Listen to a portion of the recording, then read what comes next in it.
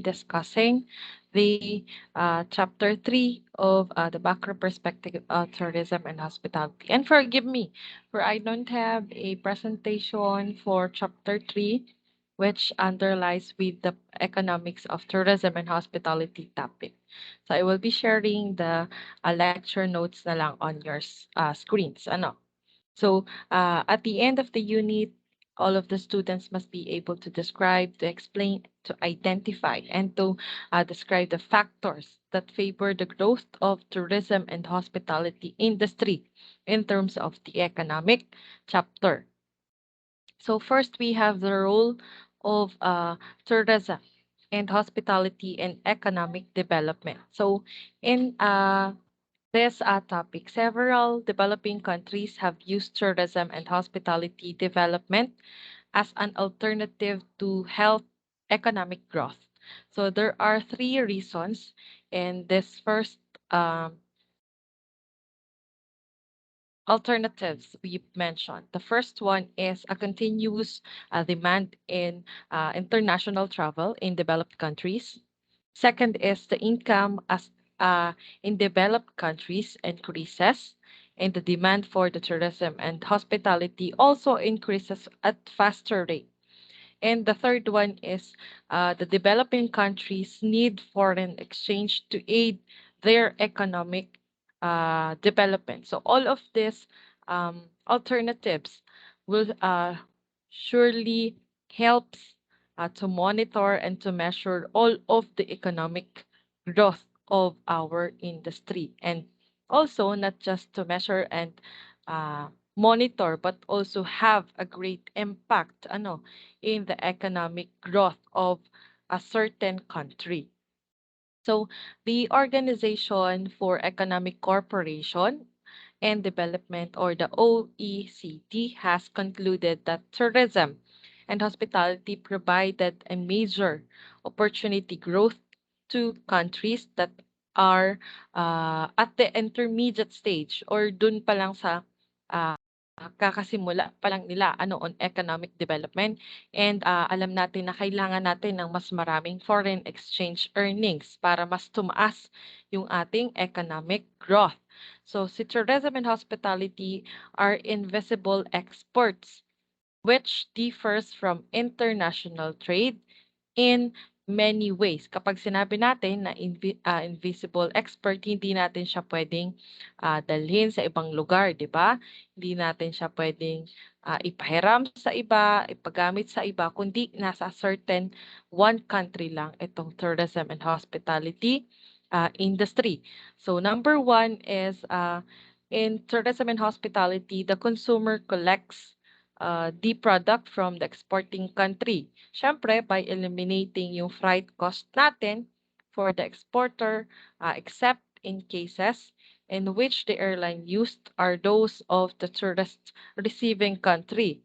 So, kailangan kung tayo ay kokolekta ng iba't ibang products from other country, dapat magkaroon tayo ng limitations or i-limit natin yung mga high expenses para hindi tayo or maging balance yung ating tourist receiving country in terms of exporting any types of products. And the demand naman for pleasure travel is largely dependent on the non-economic factors. Itong mga non-economic factors naman ito yung mga local disturbances, political unrest, and changes in the fashionability of resorts, countries, and created mostly by media coverage. Kasi doon natin makikita kung ano yung mga possible na nangyayari, positive or negative sa isang certain destination or tourist attraction. So at the same time, international tourism and hospitality are both price elastic and income elastic. Bakit kaya? Ah, kapag kasi sinabi nating price elastic and income elastic, it can be flexible, 'di ba? Flexible in terms of we can decrease or increase in any term. This means that yung changes natin in prices and income will change yung demand natin for pleasure travel kasi maaapektuhan ng ating mga businesses kapag kakaunti yung ating mga travelers na pumunta sa ating or nag-avail ng ating mga products and services. Number three naman is by using specific fiscal measures. So, by exporting or tourist receiving country can manipulate exchange rates so that those for tourists are higher or lower than those in the other foreign trade. And number three also included that tourists are allowed to buy in domestic markets at the same prices as the local residents. Okay, this is one advantage doon sa mga true na ang tawag dito, destination or location na as is pa din yung kanilang price range or yung kanilang mga SRP. Pero at some point, there are a lot of destination nowadays, 'di ba? They double the price of that certain product kasi alam natin na magiging mabenta siya sa ating mga tourist and as well as na yung factor na medyo malayo yung destination nyo to the grocery stores, to the mall sites or any other establishment na dun lang natin mabibili yung certain product na to. For example, in Boracay and Puerto Galera, no, sabi nga nila kapag magta-travel ka, you need to prepare not just yourself but also your pockets kasi double or triple the price yung ating mga pwedeng mabili doon or gastusin sa certain destination. Number four naman natin is tourism and hospitality. And this is a multi-faceted industry that directly affects yung several sectors natin in our economy, kagaya ng hotels, shops, restaurants, local transport, firms, entertainment, establishment, and handicraft producer. So even yung ating mga local uh, residents na gumagawa ng kanilang mga products and services, they are directly affect ng ating industry. And also, the indirectly affects many others, kagaya naman ng equipment, manufacturers, and utilities. So, paiba-iba ng factors, mapa-positive or negative effect yan, ng directly at indirectly affects ng ating industry. So tourism and hospitality on number five brings many more non-monetary benefits and costs other than export industries, kagaya ng social, cultural, and environmental benefits and cost. Kasi hindi lang nabuboost or nagkakaroon tayo ng maraming revenue or income as well as yung ating social well-being, yung cultural awareness natin, and yung ating mindset in terms of environmental behavior natin is nagkakaroon tayo ng benefits, non-monetary, ibig sabihin walang bayad. Through observation, we can get any benefits and cost no from the tourism and hospitality industry. Now, in terms of the economic impact naman, so, simula nung yung mga travelers natin, they go outside with the destination area. They spend on goods and services with that certain destination. So, in tourism and hospitality industry natin, they act as an export. So industry by bringing in revenues from the outside resources or sources. Tourist expenditures also increase the level of economic activity in the host area directly. Kasi sabi ko nga sa inyo, nung first chapter natin, di ba, mapasari-sari store man yan na bibilhan mo ng certain product, automatic kasama na yan sa factors na nakakadagdag sa economic activity or economic growth ng tourism and hospitality industry. Kasi hindi ka naman taga dun sa certain location na yon. So automatic, listed ka na as one of the tourist expenditure in that certain destination. So many countries have utilized tourism and hospitality as a means to increase yung ating mga foreign exchange earnings para mas makapag-produce tayo ng investment necessary doon sa ating mga finance growth. So, si tourism and hospitality industry natin, yung economic impact nito on destination area can be immense since it provides a source of income, since it provides employment and even foreign exchange.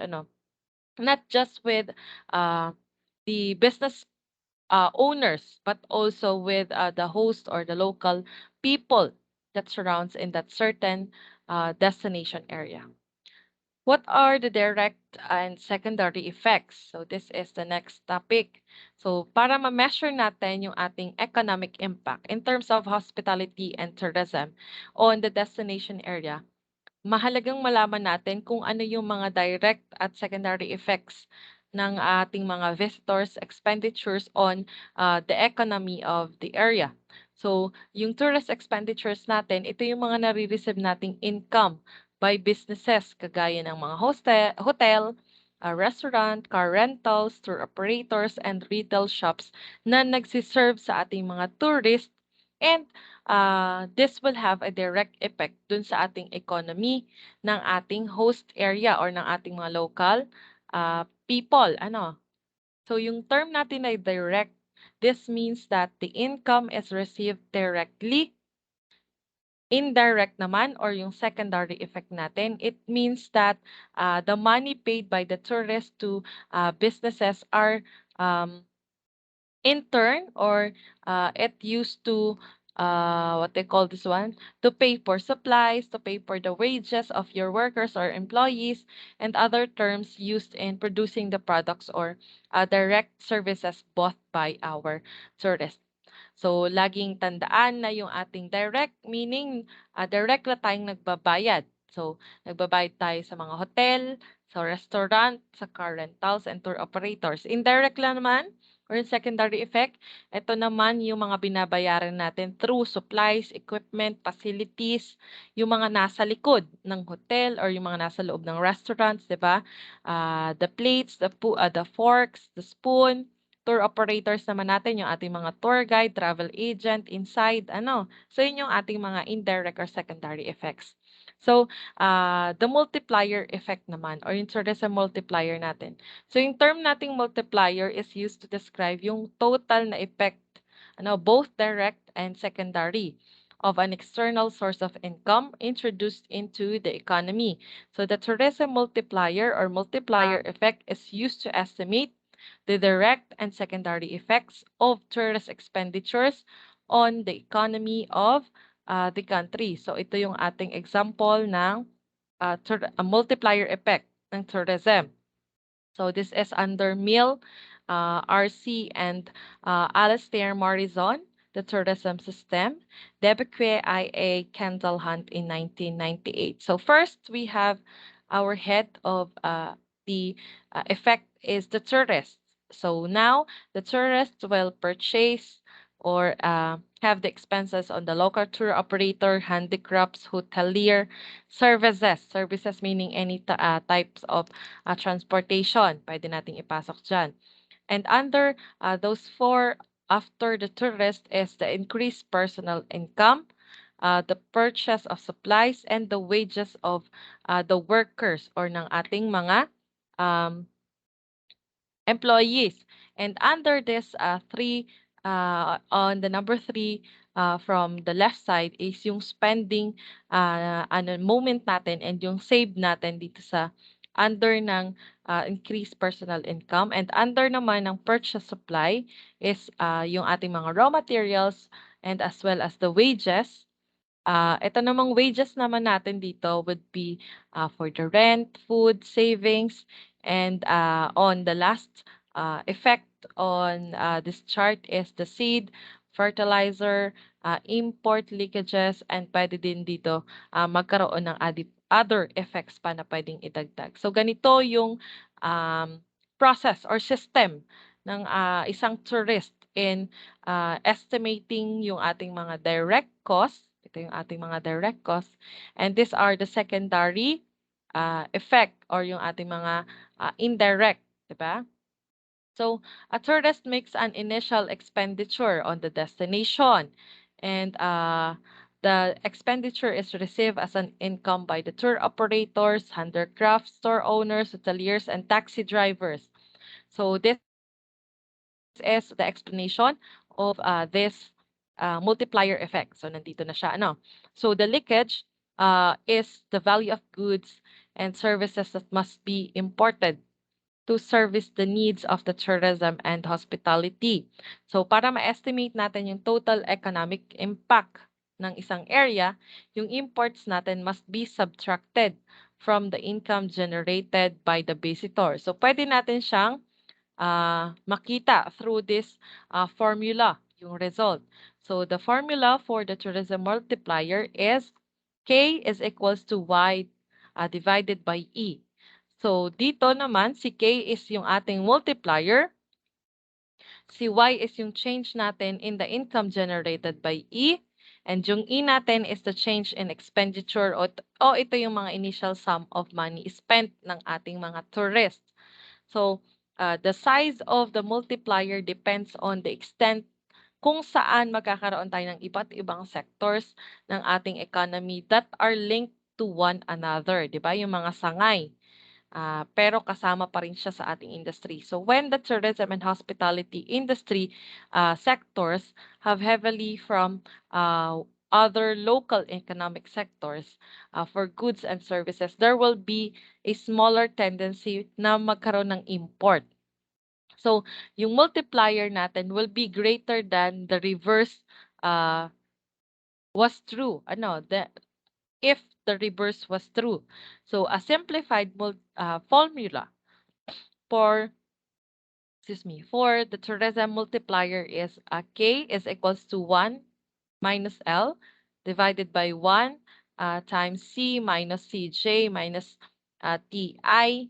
C times 1 minus TD is equals to B plus M, where this formula is K would be the multiplier, the L would be the direct first round leakages, C would be the tendency to consume, CJ is the proportion of the propensity spent abroad, TIC is the indirect tax, TD is the value for direct deduction. Ito yung mga income tax natin, national issuance, and so on.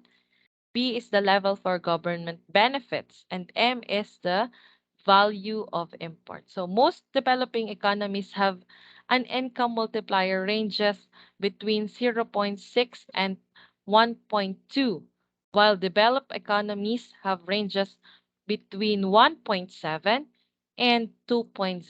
So this is how we can measure our tourism multiplier effect in terms of the formulas na na-mention natin earlier. So let's move on with the cost-benefit ratio. So ito naman, ang concern naman natin dito with the developing of the tourism and hospitality industry, whether yan man ay government or private individual, this would like to know the extent of potential benefits at their cost. So yung benefits natin divided by cost is equal to the cost-benefit ratio. Para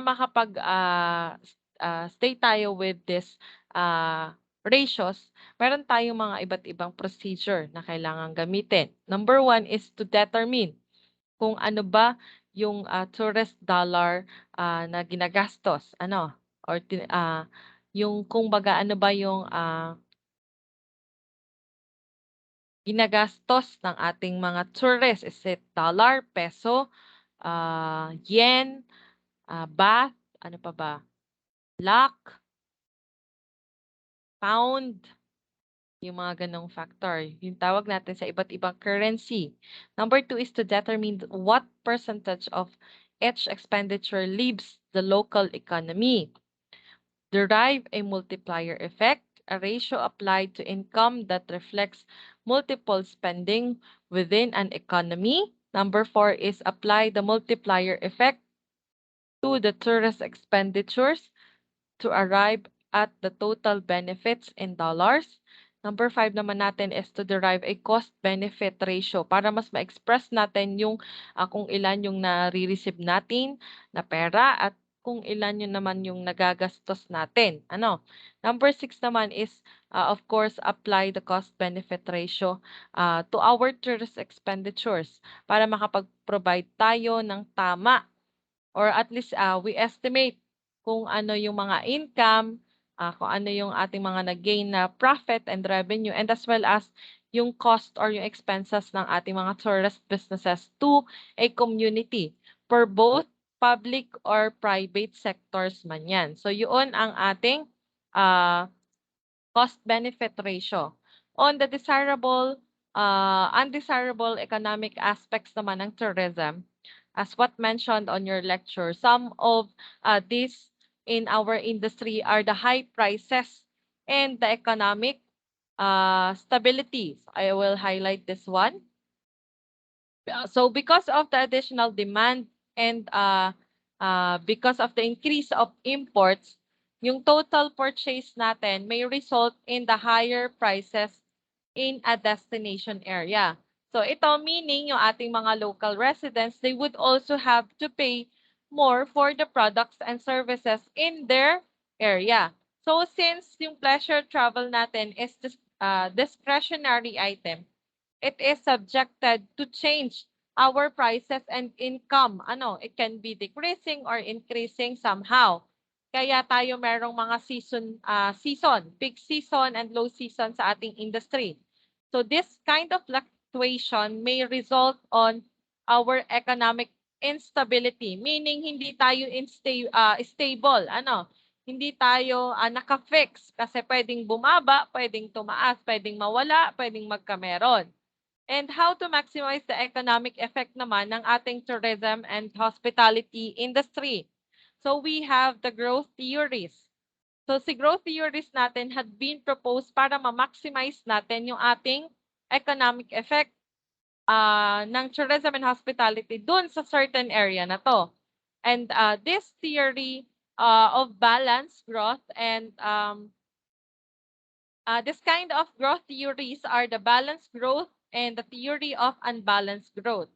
So yung proponents ng balanced growth theory natin, they suggested that the tourism and hospitality should be viewed as an important part ng ating economy. And itong theory na to states that yung tourism and hospitality natin, we need the support of other industries. Hindi lang tayo mismo yung tatay sa sarili nating mga paa, di ba? But nowadays, our industry can do that because we are now stable. So its objective is to integrate yung ating tourism and hospitality with other economic activities para mas ma-obtain natin yung maximum economic benefit. Dapat yung ating hospitality and tourism goods and services should be local or dito lang natin lahat makukuha or malesan man natin yung cost ng importing from other foreign countries. Economic strategy naman natin or strategies, this is the key in maximizing the economic effects ng tourism and hospitality natin para ma-maximize natin yung amount of revenue and jobs developed within the region. So para ma-attain natin itong objective natin, some of the companies, businesses, they set or they create economic strategies that should they adopt kaya dapat lahat tayo ay ready to adopt quickly with the changes of our economy. So kagaya ng mga import substitution natin, incentive and foreign exchange, pwede nating isama yan sa iba't ibang marketing strategies natin on how to cope up with the emerging economic effects ng ating tourism industry. Import substitution naman, it imposes doon sa mga quotas, tariffs, or importation of goods natin which can be developed locally. So it also grants yung ating mga subsidies, grants or loans, 'di ba? To local industries para mas ma-encourage tayo na gamitin or mag-purchase tayo ng local materials para malesan yung ating import system. So its objective to minimize the leakage of money. Kaya mas ina-advise tayo na tangkilikin ang sariling atin. Incentives. Ito naman is yung ating pamamaraan at paggamit ng tama dun sa ating mga incentives kasi this will encourage the influx of our capital, both local and foreign, sectors. So necessary para ma-develop natin yung ating tourism and hospitality supply. And there are a lot of forms ng ating incentives. And these are some of the most common forms. So we have the tax exemptions, reductions on implemented machineries, reduction in the company taxation by the means of favorable depreciation allowances on investments, so on and so forth, tax holidays, guarantee of stabilization of tax condition, the grants, the subsidies, the loans on low rates of interest, the provisions of land freehold at nominal or little cost or low rents, free and unrestricted repatriation of all FART, uh, and the last one is the guarantees against nationalization.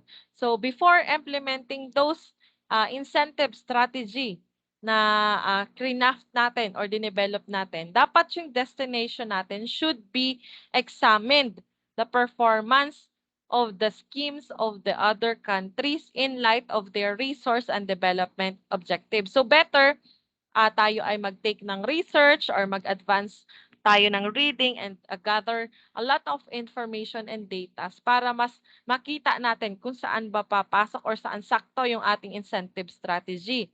Research the actual needs ng ating mga investor and stakeholders. Design codes of investment concession related to specific development objectives with precise requirements on investor. Dapat makatotohanan yung ating mga requirements in getting the answers of our investors. And establishing targets on the last number 4, establishing targets of achieving and periodically monitor and assess the level of realization of such targets. So lahat ng tinarget nating objectives, goals, or yung aims natin, of course, we will be monitoring and evaluating that target. So if na monitor and na-evaluate natin and we assess na hindi ganun kaganda or naging maganda yung result, it depends. So we can go back from our step 1 and then gather your different alternative solution, your courses of action para mas ma-achieve ninyo yung certain task or certain objective na sinet ninyo for your targets. And the last topic we have here is the foreign exchange. So, alam naman natin na there are a lot of countries, yung mga place nila, they have restrictions on spending in order to maximize yung kanilang foreign exchange earnings. So, they have limited the amount of their own currency that tourists can bring in and take out of that destination para mas ma-ensure natin na yung foreign currency natin is used to pay our bills in the host region only. Baka kasi may ginagawa ka ng kababalaghan sa certain country na yon, kaya nagdadala ka or you are forced to bring a lot of money from visiting one place to another. So hindi dapat ganon. Meron mga sa immigration pa lang, titingnan na yan, tatanungin na kayo ng ating mga immigration officers. So tourists may be required to pay bills, hotel bills in foreign currency. Visitors may required to show that they have enough money para makapag-stay sa country na yon before they are permitted to enter that certain country, or they may even have required to enter with a specific amount currency on their duration of visit. Minsan pa nga, kailangan nating ipakita yung ating passbook or yung ating savings, di ba, sa ating immigration offices or officers sa ating mga terminal ports para payagan tayo or kahit pa may visa tayo, 'di ba? Kahit ba tayo ay may ticket na para tayo ay patuloyin papunta doon sa isang certain country na 'yon. So, there are a lot of different protocols or restrictions in terms of foreign exchange or doon sa mga currencies sa mga bills, and even bringing money inside and outside that certain destination. So that's it. I hope you get to know more about our third chapter, the economics of tourism and hospitality. And forgive me for the background noise because while recording this one, uh, the clouds or the above is not good or in a bad uh, moment right now, and a lot of water pouring from the rain. Ano? So I'm sorry for the background noise, and I hope meron kayong natutunan for this chapter. Thank you so much once again for listening, everyone.